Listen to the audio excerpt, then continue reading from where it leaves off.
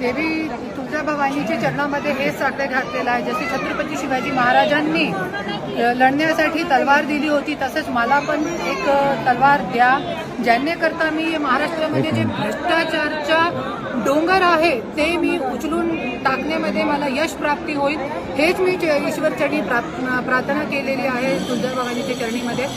आणि जसे सगळ्यांनी बघितलेलं आहे, आज महाराष्ट्रामध्ये राजकारण किती खालची पातळीवर जाऊन गेलेला.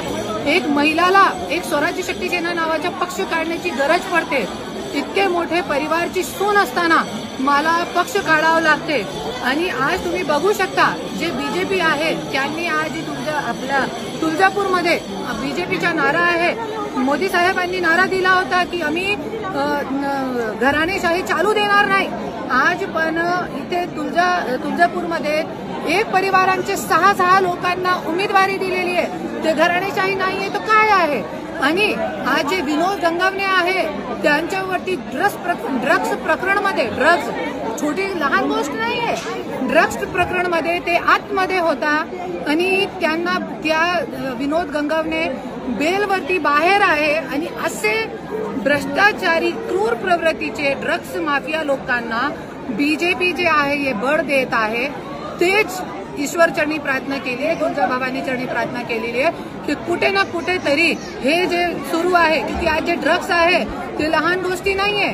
जसे तुम्ही मंत्री पदावरती जे बसवलेले आहे ते पण मोठे भ्रष्टाचारी लोक, आणि तुम्ही जे खाली आज नगराध्यक्ष पद खूप मोठं असते.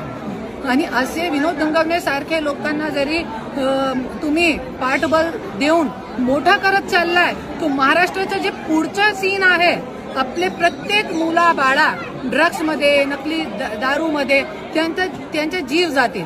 त्याच्यासाठी आज मी तुळजाभवानीच्या चरणामध्ये प्रार्थना केलेली आहे. जसे छत्रपती शिवाजी महाराजांनी भ्रष्टाचारचा डोंगर जे आहे ते उचलून टाकला होता, तसंच मला पण संधी दे. तुम्ही मुंडे घराण्याची सून आहात असं मला, त्या मुंडे घराण्यासाठी काय आशीर्वाद वगैरे देवीकडे मागितले का? मुंडे घराण्याची सून आहात असं म्हणलात तुम्ही, त्या मुंडे घराण्यासाठी काय आशीर्वाद वगैरे मागितले? सगळे आहे भ्रष्टाचारी लोक. आशीर्वाद मागितलेत का मुंडे घराण्यासाठी? असं काहीच मागितलं नाही. माझ्यासाठी माझं जीवन आहेच नाही. याच्या पुढे माझं जे जीवन आहे ते पूर्ण महाराष्ट्राची जनताचे साठी आहे. क्योंकि सगळ्यांना माहिती आहे इथे महाराष्ट्रामध्ये भीतीपोटीच्या जास्त वातावरण आहे. त्याच्यासाठी मला पुढाकार घ्यावा लागला. आणि येणारी जे जिल्हा परिषद, पंचायत समिती आणि महानगरपालिका आहे त्याच्यामध्ये स्वराज्य शक्ती सेना एकदम बढ़ चढ़ कर भाग लेने वाली है. आणि नवीन लोकांना पण मी